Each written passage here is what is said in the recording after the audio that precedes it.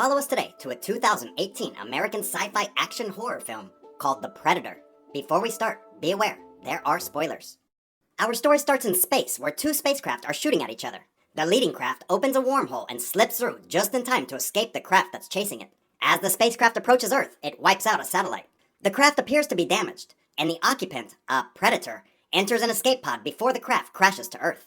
Now, we see a night scene where three camouflaged Special Forces soldiers named Quinn McKenna, Dupree, and Hines are hiding in dense jungle foliage, somewhere in Mexico. It seems they are waiting for two hostages to be exchanged with a drug cartel. Quinn watches as two vehicles approach and stop near a lone streetlight. Quinn is lining up his rifle to shoot one of the cartel, when he sees a spacecraft heading towards him. Quinn rolls downhill through bushes and finally comes to a stop. He tries to call Dupree and Hines, but the radio isn't working. He picks up his rifle and walks towards the crashed pod. As he reaches the pod, he finds what looks like a helmet of some sort.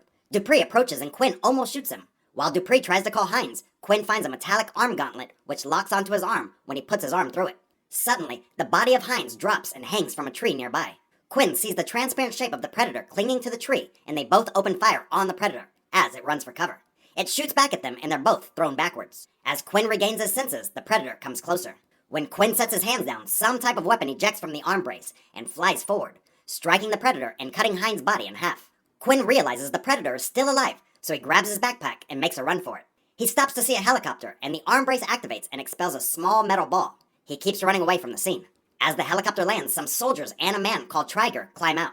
It seems Trigger knows what a predator is, and he warns his men that predators are dangerous. The next morning, Quinn walks into a small town and enters a bar. Quinn asks the barman to mail some things to a given address. Quinn drops the metal ball into a glass of whiskey and drinks it down. Now, we see a young boy called Rory sitting in a classroom watching some boys play chess.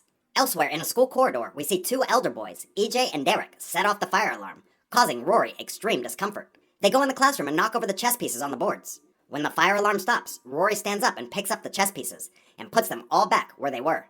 As Rory walks home, a postal officer rings the bell, and he asks Rory if Quinn McKenna, Rory's father, lives there because his post office box payment is overdue. The man leaves a box of something for Quinn. Now, we see some dogs running in a park when a man named Agent Church, with two other men, approaches a woman called Dr. Casey Brackett. He asks her to come with him. Once inside his car, he shows her photos of the crashed escape pod and some unclear photos of the predator. He tells her they have visited Earth on other occasions in the past. Back at Rory's house, his mom named Emily arrives home.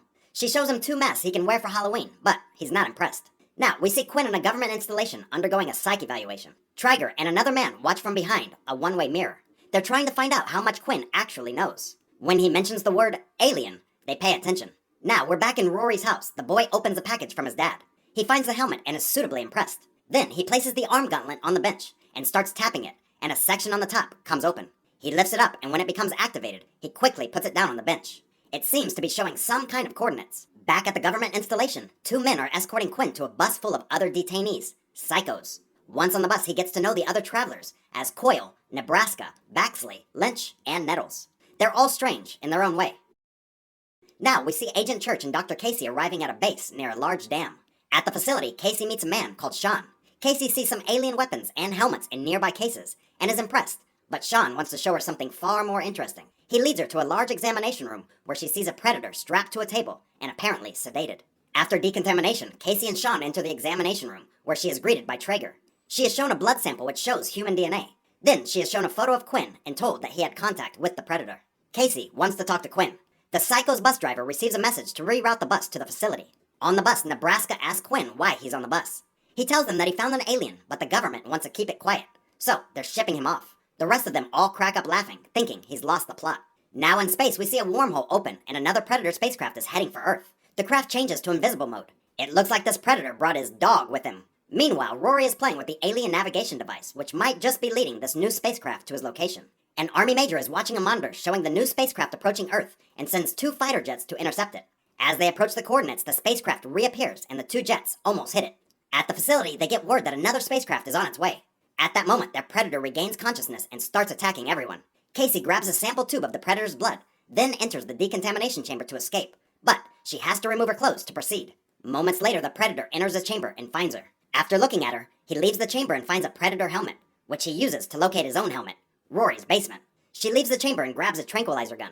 Sitting in the bus, they see the predator running along the top of the building. Now, they believe Quinn.